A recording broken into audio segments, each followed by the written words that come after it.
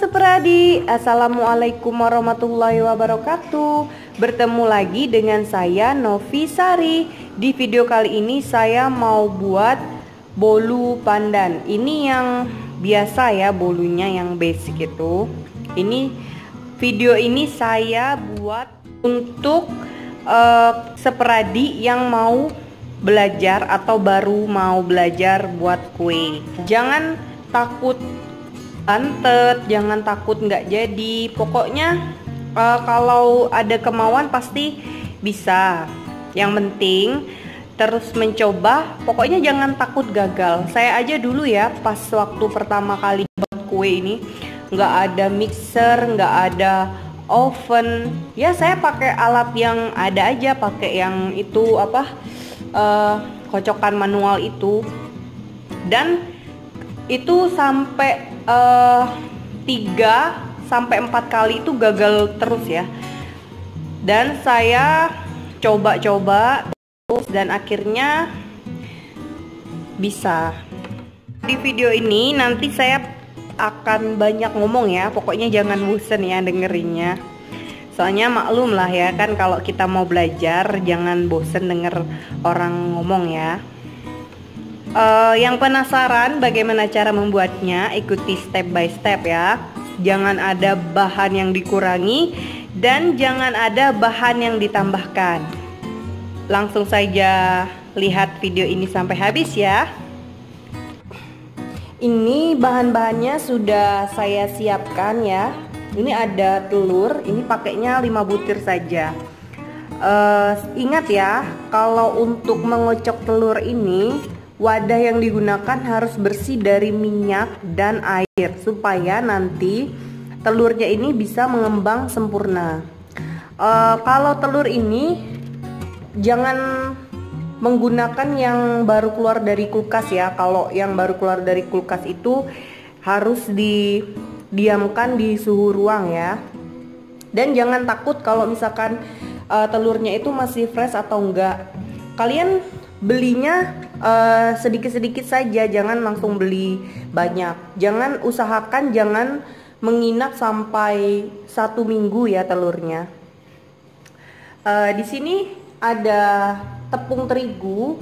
Ini yang segitiga biru saja gunakannya, sebanyak 100 gram. Kalau untuk buat kue bolu bagusnya yang protein rendah dan protein sedang. Kalau yang protein tinggi itu nggak cocok buat kue bolu. Lalu ini ada perisa vanila atau vanili bubuk. Ini saya pakainya setengah sendok teh saja. Gula pasirnya cukup 125 gram saja. Ini kalau saya takar pakai sendok sekitar 8,5 sendok makan ya.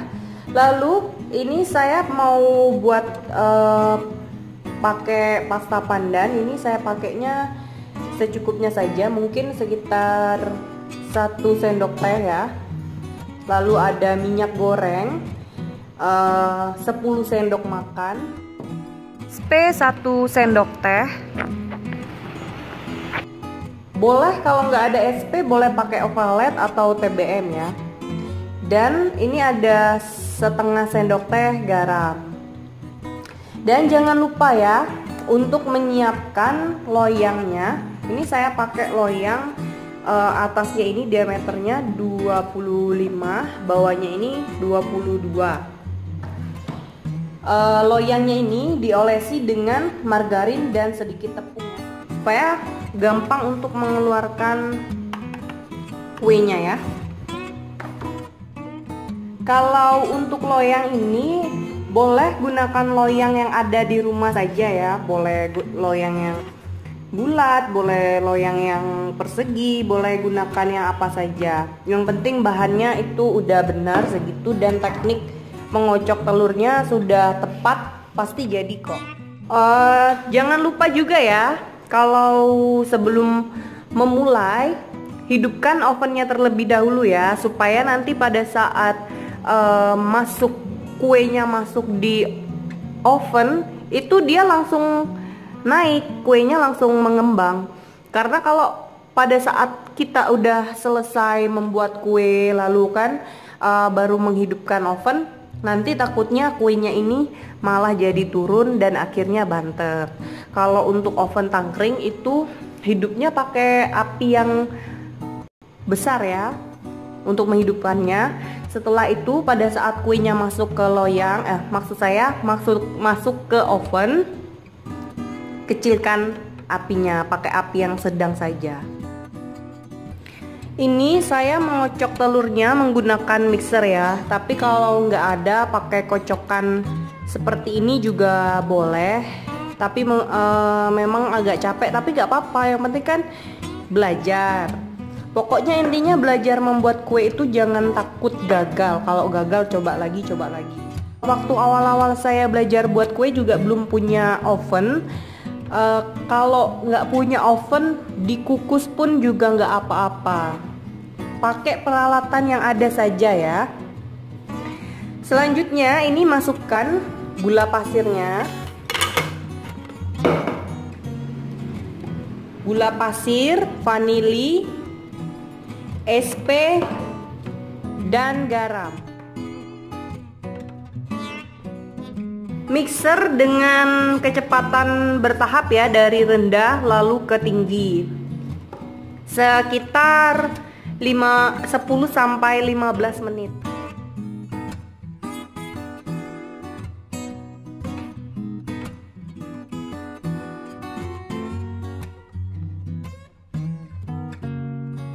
Ini sudah mengembang ya.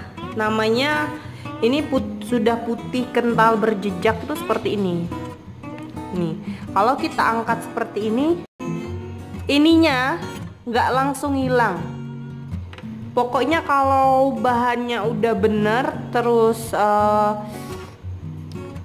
telurnya ini dikocok udah sampai seperti ini, pasti jadi kok hasilnya. Selanjutnya masukkan tepung terigunya tadi, dikit-dikit ya, sedikit-dikit. Jangan langsung semua. Penyebab kue bantet itu juga karena ini tepungnya ini langsung dituang semua ke dalam adonan ini. Jadi makanya itu dia bantet. Jadi ini sedikit-sedikit saja.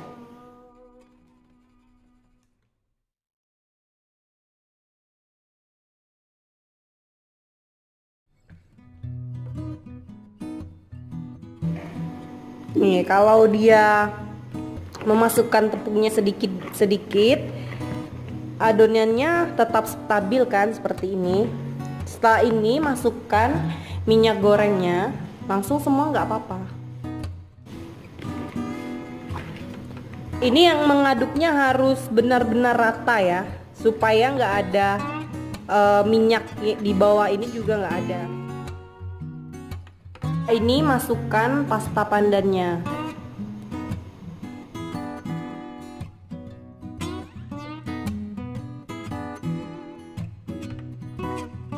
Ini sudah selesai. Selanjutnya masukkan ke dalam loyangnya. Dihentak-hentakan ya, supaya rongga yang ada di dalam adonan ini dia langsung keluar. Ini akan saya panggang selama kurang lebih 30 sampai 45 menit ya. Untuk memanggang kue seperti ini, yang bikin kuenya ini seret sama nggak seret itu sebenarnya ada di proses pemanggangannya. Kalau kita terlalu lama memanggang kuenya, itu kandungan air yang ada di dalam kue tersebut malah jadi kering. Makanya itu pas masuk ke dalam mulut, pas ditelan itu jadinya kuenya itu malah seret ya, kayak nyangkut-nyangkut di tenggorokan gitu.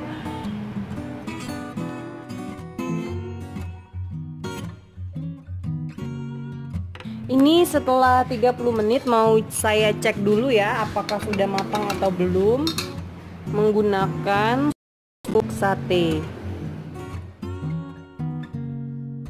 Ternyata ini udah nggak lengket lagi ya. Ini udah matang berarti. Langsung diangkat saja.